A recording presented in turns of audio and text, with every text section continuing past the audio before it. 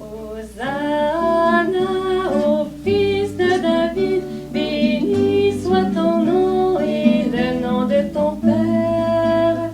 Hosanna au fils de David, béni soit ton nom. Ensemble. Hosanna au fils de David, béni soit ton nom et le nom de ton Père.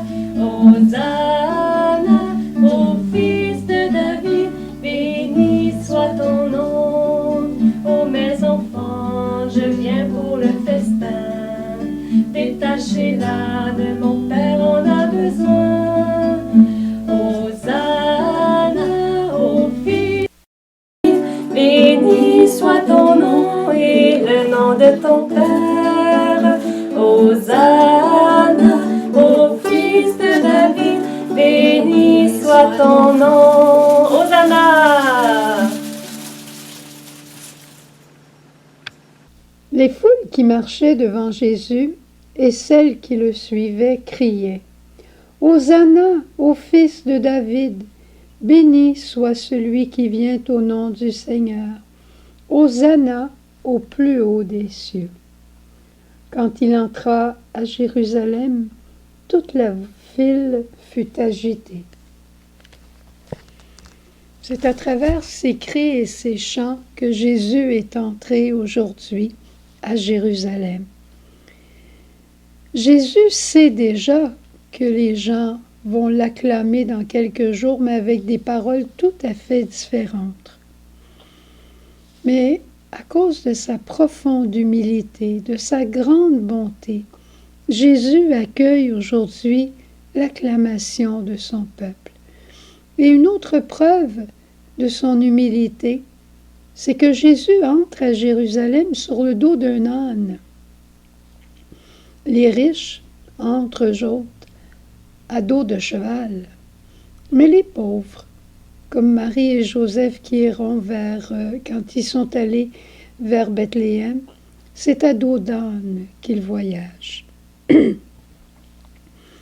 Jésus connaît la joie de ceux qui étaient favorables à lui. Comment il l'aimait. Il savait au fond qu'il l'aimait. Le peuple est encore faible, mais il ne veut pas briser leur joie de la fête. Et il les laisse simplement acclamer « Hosanna, Hosanna ». Il est bon de se rappeler que Jésus entre volontairement à Jérusalem. On l'a vu la semaine dernière, quand Jésus est allé ressusciter Lazare. Ses apôtres lui avaient dit « Mais Jésus, c'est dangereux d'aller à Béthanie, de passer par Jérusalem. Tu sais qu'on veut t'arrêter, tu sais qu'on veut te tuer. » Jésus est allé à Béthanie. Et encore aujourd'hui, il sait très bien ce qui l'attend. Le complot est déjà tout fait, tout est préparé. Jésus a peur? Non. Jésus est venu pour cette heure. Il le sait très bien. C'est ça qui est le plus impressionnant humainement. Jésus dira au soir du jeudi saint, « J'ai ardemment désiré manger cette Pâque avec vous. Ma vie, nul ne la prend, mais c'est moi qui la donne. » Quand l'heure fut venue, il se leva de table. Tous les gestes que Jésus fait, il les fait parce que c'est l'heure de son Père. Il est venu pour le salut de l'humanité, et c'est maintenant l'heure du salut de l'humanité. Et ce n'est ni à cause des pharisiens, ni à cause de Judas qui va le trahir, que Jésus ira jusqu'à la mort. Il est venu pour sauver tous les hommes. Jésus ne cherche pas de coupables. Nous, quand il y a quelque chose qui ne va pas, on cherche des coupables à droite, à gauche. C'est pas ça pour Jésus. Jésus a ajusté depuis toujours sa volonté à celle de son Père. Et la volonté du Père, c'est que nous soyons rassemblés en son cœur. Cette semaine dans laquelle nous entrons, c'est aussi la semaine de la Passion de Jésus. Aujourd'hui, l'entrée triomphale de Jésus, dimanche de la Passion. Après ce partage, on va réentendre la parole de saint Paul aux Philippiens quand il parle de Jésus qui est de condition divine et qui ne retient pas jalousement ce rang. Jésus se dépouille de toute apparence d'être fils de Dieu ou d'être Dieu lui-même. Il se dépouille et à la fin, il sera même dépouillé de toute apparence d'être un homme. C'est la semaine des dépouillements. Jésus en a vécu beaucoup de dépouillements cette semaine. Il a vécu le dépouillement de ses amis. Ses amis vont le laisser tomber, ils vont s'en aller, les disciples vont le lâcher là. Il va même vivre le dépouillement de la présence de son Père. « Père, Père, pourquoi m'as-tu abandonné? » Il va vivre un grand dépouillement aussi quand il va voir la souffrance de Marie, sa mère, qu'il aime tant. Il va vivre le dépouillement de ses vêtements, de sa pudeur, quand il sera là, nu sur la croix. C'est la semaine des dépouillements.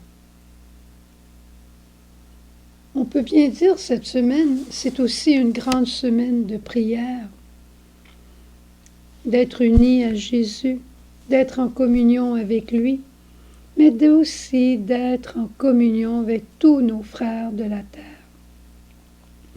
Je ne vous fais pas d'annonce en vous disant que de souffrance dans notre monde présentement. Je pense à ce jeune de 20 quelques années, plus vieux d'une famille de 6 enfants, qui a vu sa mère mourir à l'hôpital sans être capable de s'approcher d'elle. Combien de personnes meurent présentement avec personne à leur chevet, alors que toute leur famille, tous les membres de leur famille sont dans la maison en pleurant et en voulant être auprès de la personne qu'ils aiment. C'est pas le temps des funérailles, c'est un deuil qui va être beaucoup plus long que normalement. Que de douleur dans notre monde. C'est peut-être la semaine pour nous de ne plus se plaindre, de ne pas se plaindre pour rien. La semaine de compassion, la semaine de silence, la semaine de jeûne. Déjà, il y aura des jours de jeûne, mais les petits jeûnes, là, le sel, le poivre, le beurre, les condiments, ça vient des fois nous déranger. Mais pensons à ceux qui n'ont presque plus de nourriture. Et qu'est-ce que ça sera après? C'est une semaine de compassion. Jésus va vivre la passion et nous, on va l'accompagner, on va accompagner nos frères par tous nos efforts de foi. Mais rappelons-nous la parole de saint Paul. Si nous souffrons avec lui, nous ressusciterons. Et d'autres ressusciteront aussi. Soyons des vrais intimes pour Jésus. Les intimes qui vont l'accompagner tout au long de cette semaine. Les intimes qui vont prier pour leurs frères et sœurs. Pensons aux médecins aussi. J'étais pour dire s'il vous plaît, mais oui, pensons aux médecins qui ont des choix déchirants à faire. Qui allons-nous traiter? Cette dame de 70 ans ou cette autre personne de 60 ans? Qui allons-nous traiter? Et pourtant, ils ont fait serment au début de leur carrière de sauver des vies. Et présentement, ils sont devant des choix déchirants. Prions pour eux. Prions, prions et gardons espérance. Pâques est au bout du tunnel. Écoutons maintenant la parole de saint Paul, lui de condition divine.